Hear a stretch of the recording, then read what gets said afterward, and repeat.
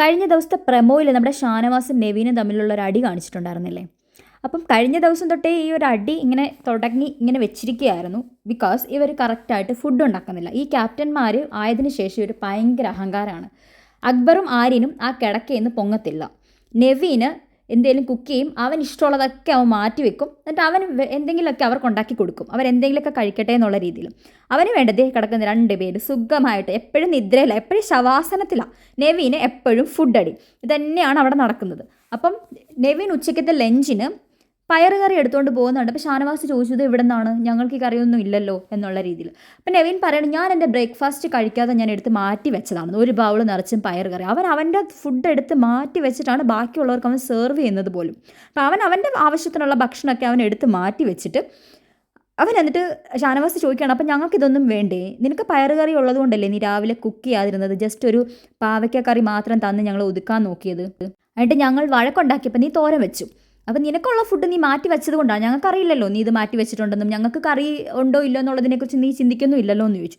അപ്പോഴത്തേക്കും നമ്മുടെ അക്ബറൊക്കെ പറഞ്ഞു, അത് അവൻ്റെ കറിയല്ലേ, അവൻ്റെ ഫുഡല്ലേ, അവൻ മാറ്റി വെച്ചാൽ ഇപ്പം എന്താ പ്രശ്നം എന്നുള്ള രീതിക്ക്. അപ്പോൾ അനുമോളും നമ്മുടെ നൂറയും ആദിലും എന്ത് ചെയ്തു? അവർക്ക് കിട്ടാനുള്ള മുട്ട അവർ എടുത്ത് പുഴുങ്ങി കഴിക്കാൻ തുടങ്ങി. അതിനകത്ത് നമ്മുടെ സാബുമാനും ഉണ്ട്, അത് സാബുമാനും കഴിച്ചു.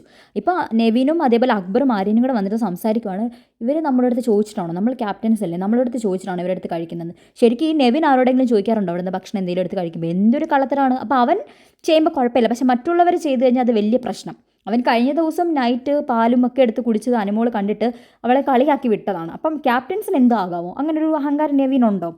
എനിവേ അത് ചോദിക്കാൻ ചെന്നപ്പോൾ അനുമോൾ പറഞ്ഞു, സൗകര്യമില്ലായിരുന്നു നിൻ്റെ അടുത്ത് പറയാൻ എന്നുള്ള രീതി. കാരണം അനുമോൾ ചോദിച്ചാലും ഇവരിങ്ങനെയല്ലേ പറയുന്നത്. അപ്പോൾ അവൻ അനുമോളുടെ പുറകെ നടന്ന് സിഗരറ്റ് വലിച്ച് ആ വായം കൊണ്ട് ഊതി ഊതി ഊതി അനുമോളെ ഭയങ്കരമായിട്ട് ഇറിറ്റേറ്റ് ചെയ്യുക. അനുമോൾ ഓടിച്ച് അവനൊരു അപ്പുറത്തെ റൂമിൽ, അത് ടോയ്ലറ്റിൽ വരെ കൊണ്ടാക്കി. അത്രയും ഇറിറ്റേറ്റ് ചെയ്തു, പുറകെ നടക്കാണ്. ശല്യം സഹിക്കാൻ വയ്യാതെ അനുമോൾ അവിടെ നിന്ന് പോയി. അതിനുശേഷം നമ്മുടെ ഷാനവാസ് നല്ല രീതിക്ക് നെവിന് കൊടുക്കുന്നുണ്ട്. നിനക്ക് നാണമില്ലേ പെമ്പിള്ളാറെ പുറകെ നടന്ന് ഇങ്ങനെ അടി ഉണ്ടാക്കാൻ വേണ്ടി? അവൻ ആകെപ്പാടെ അറിയാവുന്നത് ഈ അനുമോളെ ഇങ്ങനെ ഉപദ്രവിക്കുന്നത് മാത്രമാണ്.